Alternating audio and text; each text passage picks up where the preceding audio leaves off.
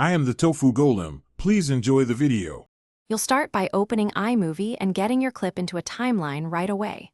Once your clip is in place, scrub to the exact frame where the unwanted section begins and position the playhead. Make a precise split using Command B.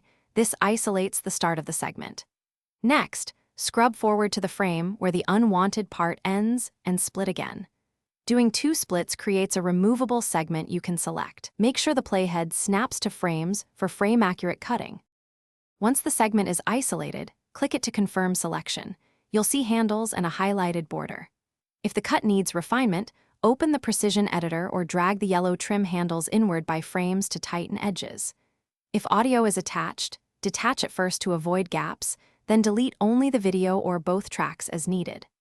After deleting, decide whether to rip the gap closed automatically by using Ripple Delete or leave the space for a transition. This keeps timing intact. You're nearly done.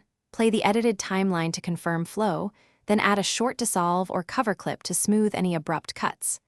Make final trims with the trim tool to perfect rhythm. Check audio levels if you removed a section with sound.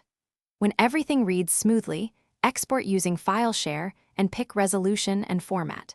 If something went wrong, use Command Z to undo or restore the original clip from the project media. That quick restore often fixes accidental deletions. This is your go-to troubleshooting tip. Thanks for watching. Consider subscribing if we helped you today.